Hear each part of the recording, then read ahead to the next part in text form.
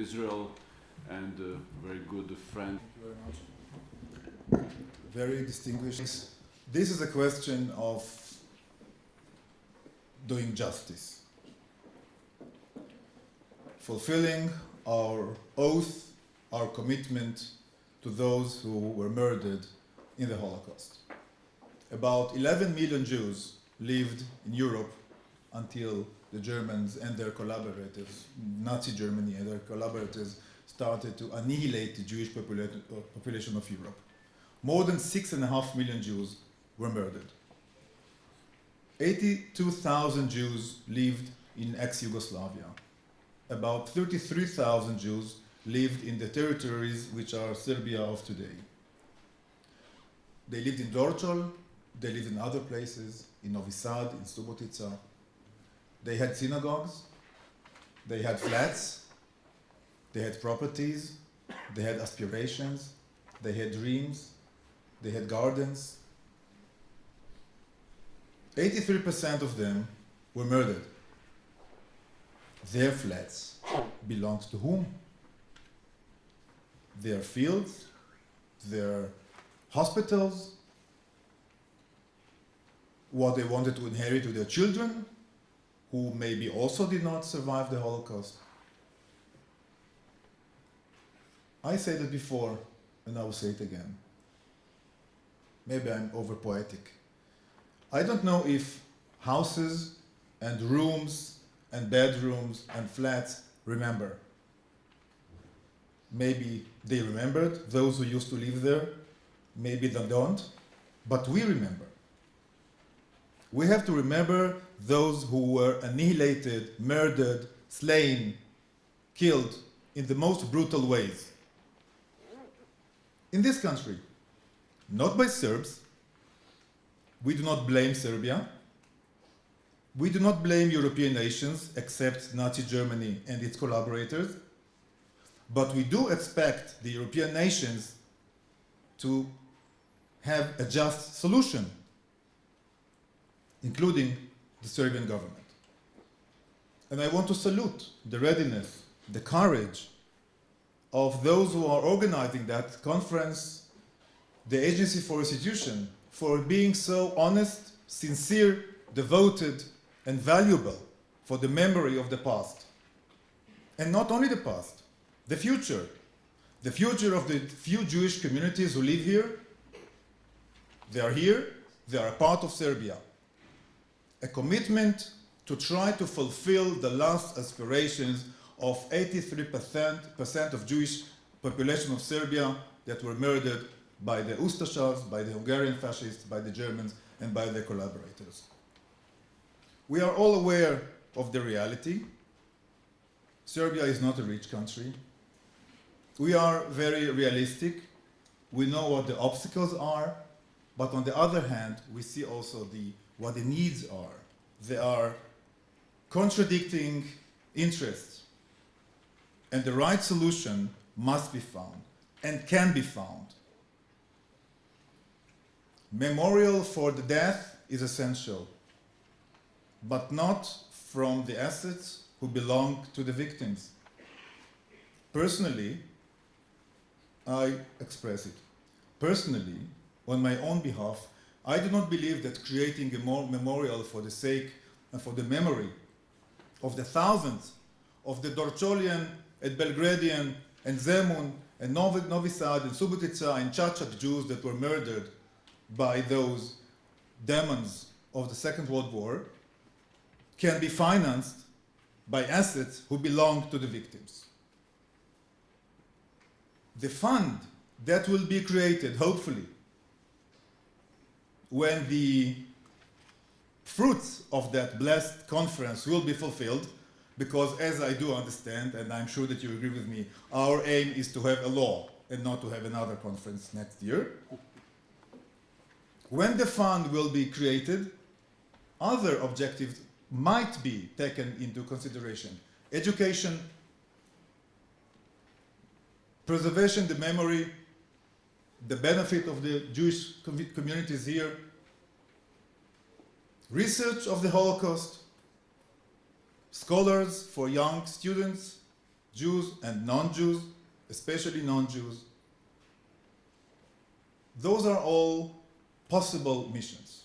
We can make it. As I said before, we know, and we are realistic, we know what Serbia has and what Serbia does not have.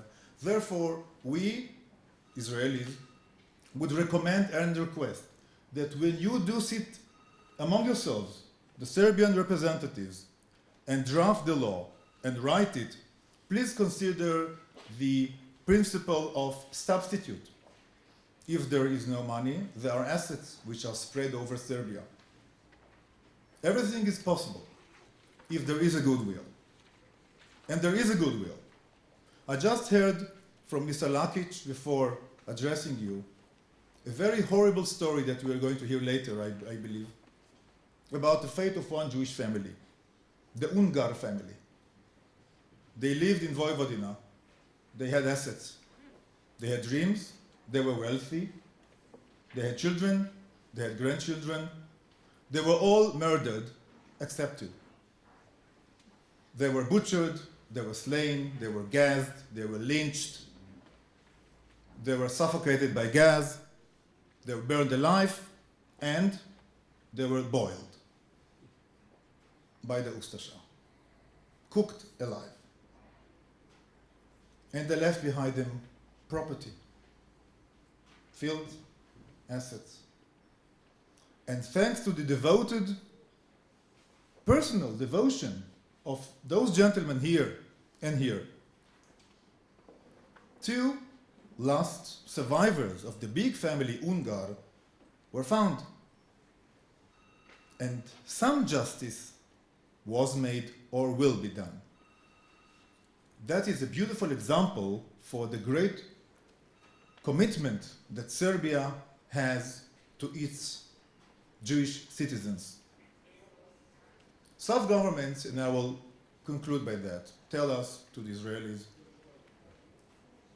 those who were murdered in the Holocaust were our citizens. And the solution should address the patterns of thinking of our citizens. That it might be true or half true by legal principles. I do not share this view. Those millions of Jews who lived in Warsaw and in Antwerpen and in Saloniki and in Amsterdam and in Katowice and Sarajevo and Budapest, they were citizens of those countries, but they were murdered as Jews. They were murdered collectively. Their death had no face and no name, had no guilt, had no verdict. They were executed not because what they thought, not because what they did, not because what they expressed. They were murdered because what they were. And they were Polish citizens, yes, and they were Dutch citizens, yes, and they were German citizens, and they were Hungarian citizens, and Ukrainian, Soviet citizens, but they were Jews. And that's why they were murdered.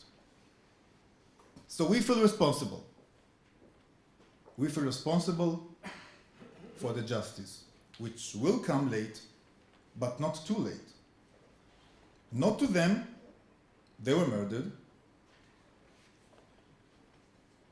but their memories, their assets, their houses, their flats, things they collected, valuables, pianos, porcelains. Think of what people have, what 6.5 million people possess. And many of those things are still here. There's a lot to do, but I'm so confident after I've learned from vicinity the great personal commitment of the Agency for Restitution that justice will be done.